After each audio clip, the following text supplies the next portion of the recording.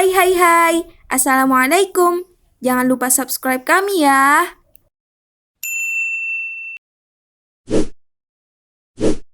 Ketiga gaya belajar dapat diterapkan sekaligus dalam materi pokok teks negosiasi.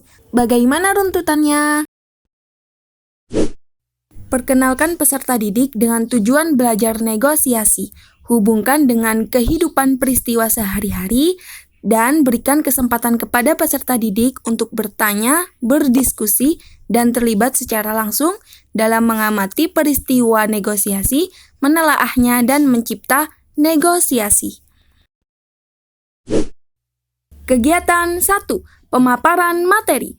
Berikan contoh teks negosiasi, kemudian tampilkan video peristiwa negosiasi, dan berikan kesempatan peserta didik untuk memperagakannya langsung di depan kelas sehingga bisa diamati secara bersama-sama dalam proses kegiatan pembelajaran.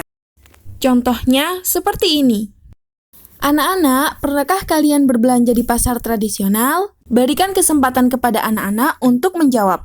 Nah, tentunya di sana kita bisa melihat peristiwa negosiasi tawar-menawar antara pedagang dan pembeli. Berikan bentuk contoh lainnya yang mengaitkan peserta didik langsung, seperti apakah kalian pernah bernegosiasi dengan Bapak Ibu guru mengenai nilai atau remedi ujian harian? Nah, misalkan saja, Pak, bolehkah saya tidak perlu mengikuti remedi? Boleh saja, asal tugas kamu terpenuhi. Nah, secara tidak langsung kalian sudah menerapkan negosiasi dalam keseharian. Lalu, apakah teks negosiasi itu? Negosiasi adalah proses tawar-menawar dengan jalan berunding guna mencapai kesepakatan bersama antara satu pihak dengan pihak lain. Lalu teks negosiasi itu sendiri adalah teks yang memuat interaksi sosial untuk mencapai kesepakatan di antara pihak-pihak yang memiliki kepentingan berbeda atau saling bertentangan. Untuk lebih jelasnya, mari simak contoh teks negosiasi berikut ini. Berapa harga sekilo mangga ini, Bang? 30.000, Bu, murah. Boleh kurang kan, Bang?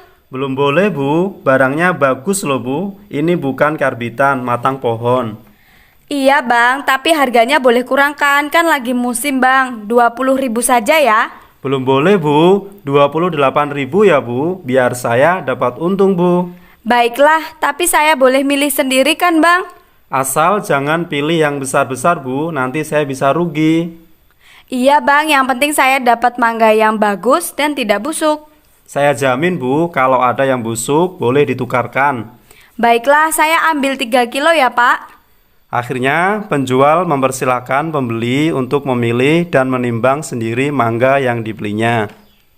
Setelah membaca teks negosiasi, guru dapat menampilkan contoh video simulasi negosiasi dan kupasan struktur teks negosiasi dengan mengatakan, anak-anak silahkan menyimak video yang akan ibu guru tampilkan. Strukturnya itu hanya ada 4. Kalau misalnya kalian singkat untuk mengingat-ingatnya lebih mudah, itu OP3. Apa itu ya OP3? Setelah tadi kita simak contoh dari negosiasi, sekarang kita simak yuk apa saja struktur dari negosiasi tersebut.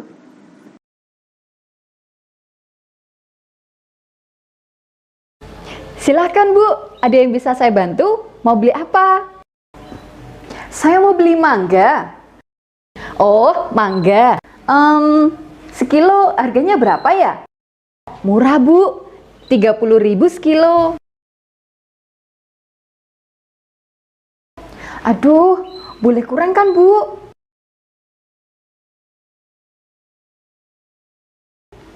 Waduh, belum boleh, Bu. Ini mangganya spesial loh, masak pohon, bukan karbitan.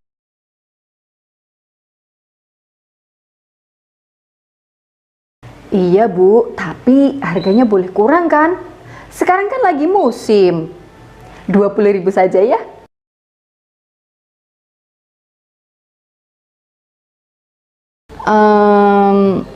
Belum boleh, Bu. Bagaimana kalau 28.000 ya? Biar saya juga dapat untung.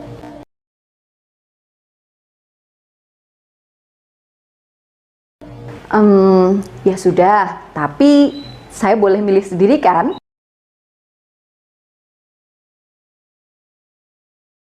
Iya deh Bu, tapi jangan milih yang besar-besar ya, nanti saya rugi.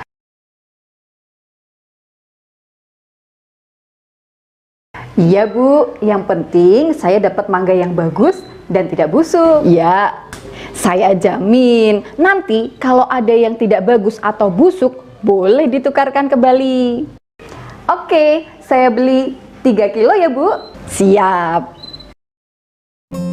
Itu tadi adalah contoh dari negosiasi beserta strukturnya.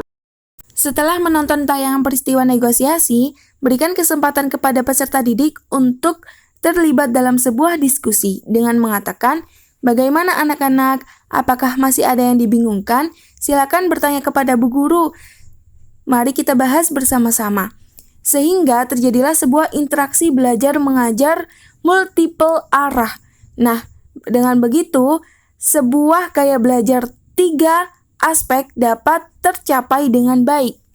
Selanjutnya, guru bisa meminta peserta didik untuk memperagakannya langsung di depan kelas secara bergiliran. Nah, inilah yang dimaksud dengan gaya belajar kinestetik, sehingga peserta didik ikut praktik dan ikut bergerak memperagakan negosiasi secara langsung.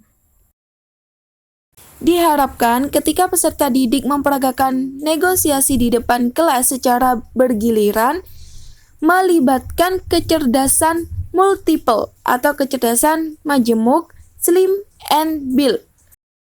Nah, begitulah pencapaian gaya belajar dan inteligensi pada materi pokok teks negosiasi. Sekian penjelasan dari saya. Apabila terdapat kesalahan, saya mohon maaf. Terima kasih. Wassalamualaikum warahmatullahi wabarakatuh.